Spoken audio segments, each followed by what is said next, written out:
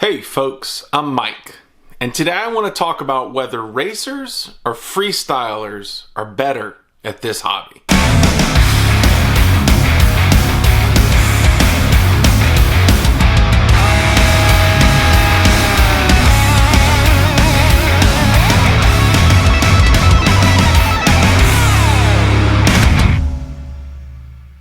So the other day, I was trolling through YouTube and doing, the normal things I do on Facebook.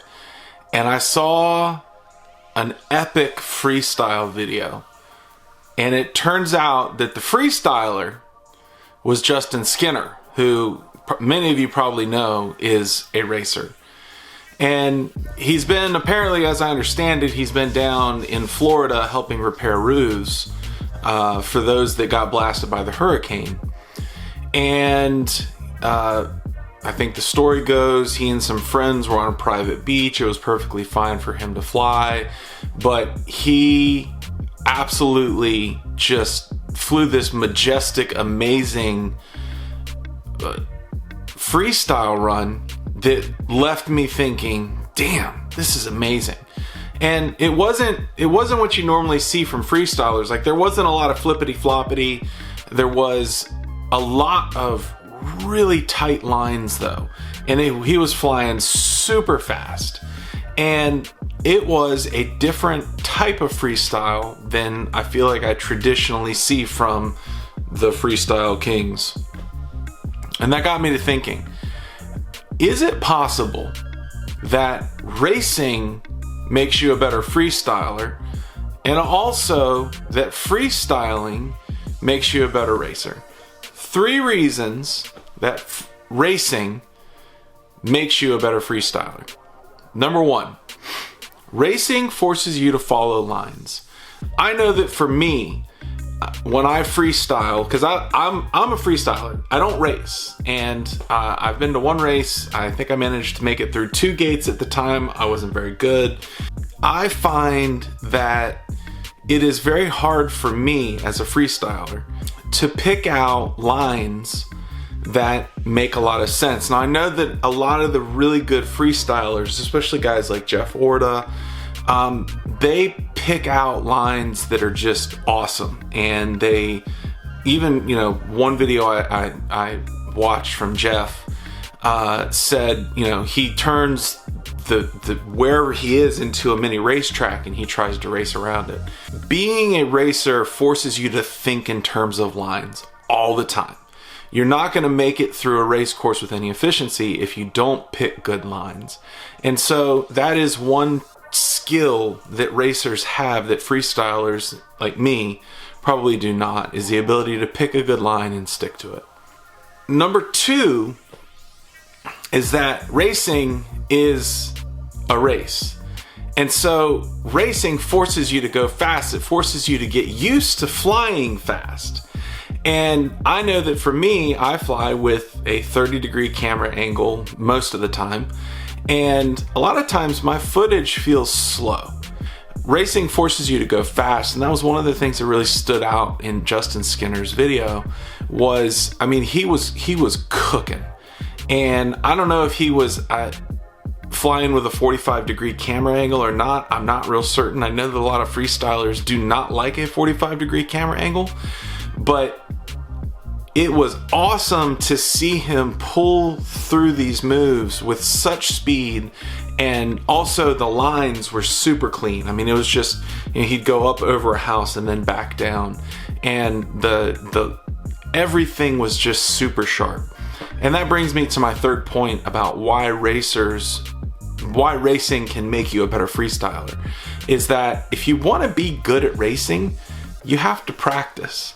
And you have to practice like you would for a sport. You're not just going to go out and crush a bunch of gates once every month. You're going to put in time to make yourself a better racer. And that equates to stick time. And I think one of the reasons that Justin is so impressive on in that video is that the dude probably has hundreds, if not thousands, of hours on the sticks. And racing requiring practice means that you go out to do one thing over and over again until it's mechanical, until you can just pull it off. And I think that that kind of mechanality will, is that a word? Mechanality?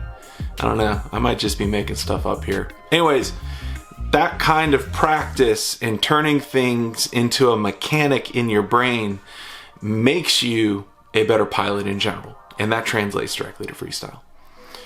So that got me to thinking, is there anything that freestyling can add to racing? I think it's pretty obvious that the work ethic and the lines and the practice and going fast, that all directly translates to a more pleasing freestyle flight. But what about freestyle? Does that add to racing? And so bear with me here. I'm a freestyler. I'm not a racer, so this may come across the wrong way on a few things. But first off, number one, the gaps are smaller.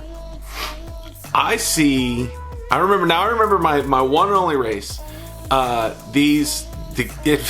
gates felt so tiny. Part of that's because I fly 16x9 on Dom V3s, but the gates were just like tiny. They felt tiny at the time. Now I fly through gaps that are, literally this big around, and it doesn't feel confined at all. I have found myself going through places and going through gaps that really were just would have been mind-boggling to me 2 years ago. And that's when I did my race. So first off, the gaps are just, they're tinier, and it makes it probably easier just to hit the gates in general. Secondly, the track is more three-dimensional. And I say the track, when you're freestyling, you don't think just horizontally, which I know racing is not all horizontal. But when you're freestyling, a lot of times you think about, man, there's that thing way up there that I want to hit, and I want to make it down into this little ditch, and there's all kinds of extra dimensionality that gets added in freestyling that I'm not sure is there for just racing alone. The one thing that I've heard over and over and over is that gravity gates take out new racers, or racers the first time they see them, probably because they're used to zipping around in a two-dimensional course and they're not used to going up and over. I don't know if a gravity gate would take me out. I've never flown through a gravity gate, but I've had a lot of dives, and I can't help but imagine that the extra dimensionality of freestyling would make me a stronger racer. Finally, the third thing, and this one, I was struggling here, I'll admit it, but not being locked into a course may give you greater creativity in terms of how to attack a course. And what I mean here is that, when you go out as a freestyler, everything's a gap, everything's a dive, everything is a possibility of things that you can hit. And if you're strictly locked into running through gates, if that's all you ever do is gate after gate after gate, gravity gate, whatever, you probably are thinking in terms of there's an optimal solution to this racetrack. And I wonder if the way that freestylers think would just the extra, the explosiveness of the possibilities would translate to more creativity when it came to finding the optimal course. I don't know. I do think it would be worth it for me if I had the time, which quite frankly I don't. But if I did have the time, it would probably be worth it to me to go do some of the local races. I think it would be fun, number one, because I always fly alone or with my kids. I hardly ever fly with anybody else, so that would be an experience in and of itself. However, I think that if I were to pick up some racing skills, it would make me a better freestyle pilot. And if I was a better freestyle pilot, then I don't know, it might translate to better videos that you guys get to see. And as well, I don't know that my transition into racing would be as hard now because I am a pretty, well, somewhat experienced freestyle pilot. And it would be, I think it would be exciting to attack a race course and just see what I could do. Anyways, a little bit of rambling, a little bit of thinking. I would love to get your take on it. Do you think that racing makes better freestylers?